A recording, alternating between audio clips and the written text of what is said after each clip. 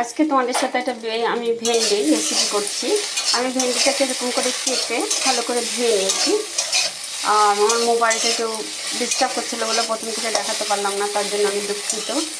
এবার আমি এটাকে একটু ঢাকা দিয়ে একটু ভেজে নেব। দিয়ে আমি একটু নুন দিয়ে দেবো, তাহলে ভাজাটা ভালো নরম হবে। একটু নুন দিয়ে দেবো, একটু নুন দিয়ে এবার আমি একটু নেড়ে ঢাকা দিয়ে দেবো। আমার এই যে আমি এভাবে ভেজে নিয়েছি, এবার আমি নামিয়ে নেব। এর মধ্যে আমি একটু সাদা জিরে দিয়ে দিলাম। আমি পেঁয়াজ, টমেটো আর আদা, রসুন একসাথে বেটে নিয়েছি। এবার একটু আমি ভালো করে কষিয়ে নেব। এবার একটু হাফ চামচি হলুদ দিয়ে দেবো। সুন্দরভাবে মশলাটা কষানো হয়ে গেছে, তেল ছেড়ে দিয়েছে।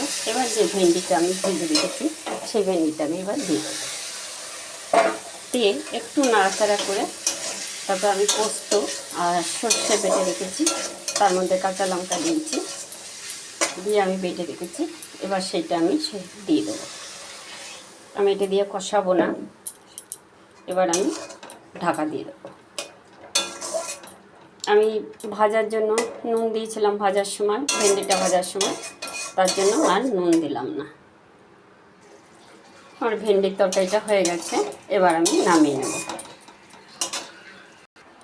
ভেন্ডির একদম মশলাদার একটা রেসিপি। এটা একটু মশলা বেশি লাগে, যার জন্য মশলাদার নাম। তোমাদের কেমন লাগলো তোমরা কমেন্ট করো। তোমরা এরকম একবার করে খেয়ে দেখো, কমেন্ট করো। আমার চ্যানেলটাকে সাবস্ক্রাইব করো, লাইক করো, শেয়ার করো, অনেক করে শেয়ার করো। আজকে রাখছি, কালকে আবার অন্য কোনো রেসিপি নিয়ে তোমাদের সাথে আসবো।